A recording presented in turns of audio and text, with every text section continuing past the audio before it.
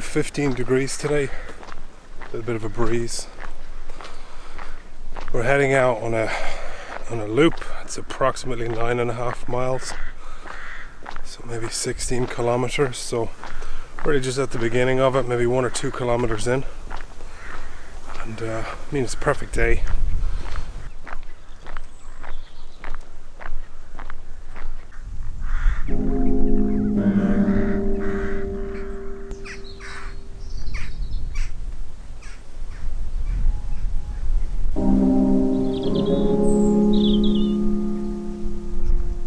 One of the issues here with the remoteness of this location is illegal dumping. People arrive out here and they ditch, like a washing machine or a dishwasher mattress or something. There's actually a mattress here, as I said that. You spot the corner of it here. So I think that kind of thinking, that kind of lack of collective response or responsibility is exactly what led us to this situation that we're in globally, where the world is essentially on fire, and it's our lack of collective response which is kind of hastening things. I mean, on the political level or national or international level, somebody would come and dump this, somebody would ditch it here. The very limited boundary that person has ascribed to themselves, like this is my concerns, this immediate house or whatever, my house, my family, my car, etc. And everything beyond that boundary, not interested in it, therefore I'm going to ditch this stuff in the wilderness. It's a very, very immature kind of, it's a limited perception. Flash a map there. I mean, the area that I'm walking into is essentially going to turn into boglands, so there's a lot of trees down here as well, but the landscape will change. And so finally finding a pace where I'm moving along quite nicely. Harry is happily investigating everything, and very quiet out here, of course. Ambling along, kind of looking at different trees and so on. I spotted something over here. It's a little, I think you call it like a little ferry door. You see in here? So somebody has actually gone to the trouble of installing that here in the absolute middle of nowhere. Wonderful to find those kind of curious discoveries here.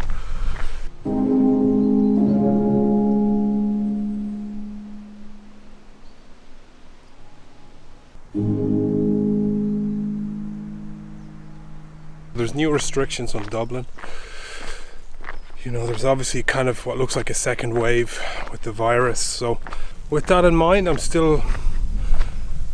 feeling now is I need to get on with it. I need to get things moving again to the best of my ability, despite the virus. So I'm looking at trying to find a space for winter. And as I mentioned, I usually work quite well in winter.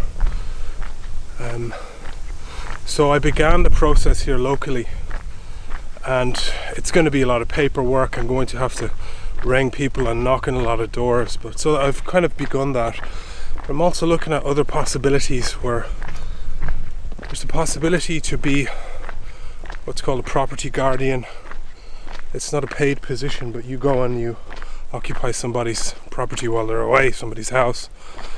So come to a crossroads here, Harry. Something that you notice where I'm from anyway, in these more remote areas, whenever you find a crossroad or a piece of road that's big enough, you always get these donuts. If you can see this. So these, as we call boy racers, come out late at night and pull around in circles here. It's a phenomenon. You observe it all over the country.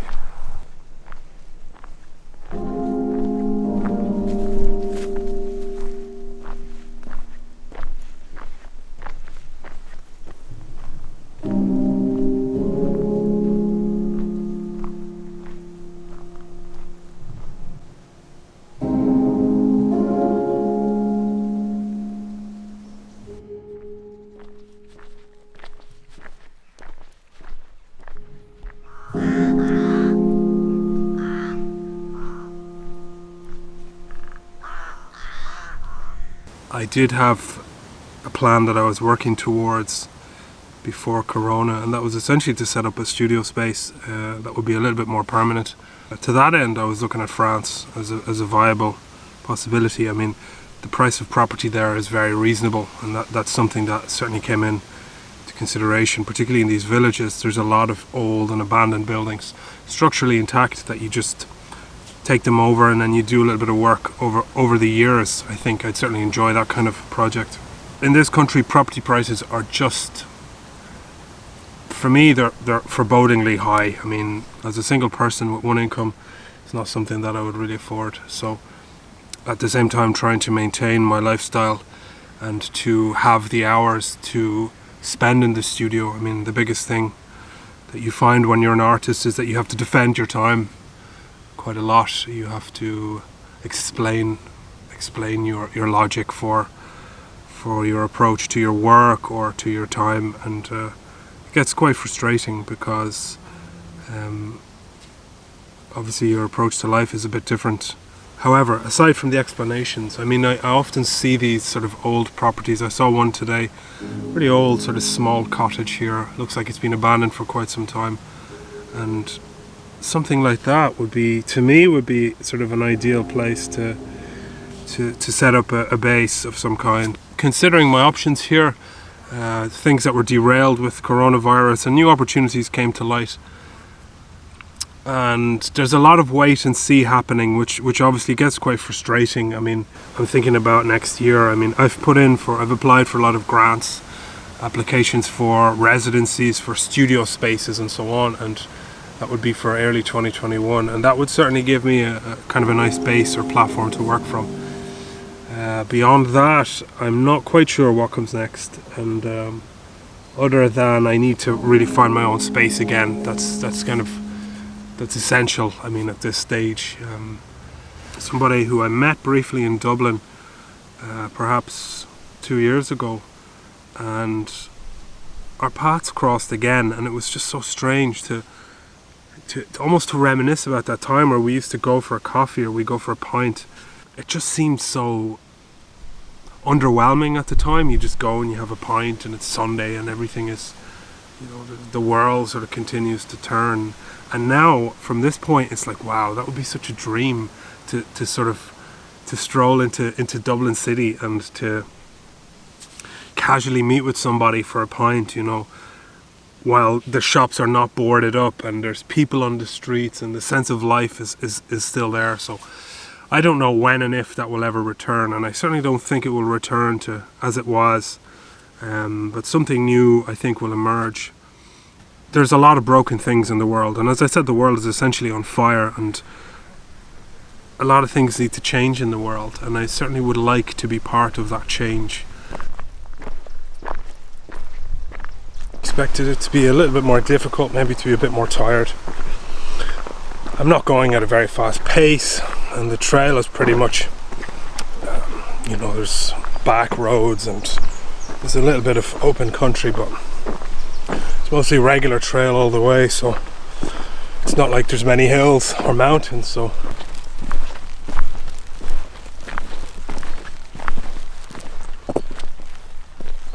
have these different animal tracks here. I'm not sure what one of them is. I mean, one is obviously a deer, and the other one, you see these dots here, so there's a long claw there that I suspect would be a badger.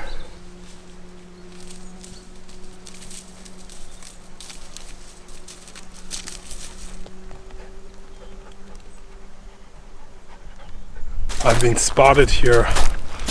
There's a jeep driving around and spotted me from a distance, and now it's turned off. It's gone behind me here, and I think it's searching around for me, but I mean, I'm just crossing the land, so you know,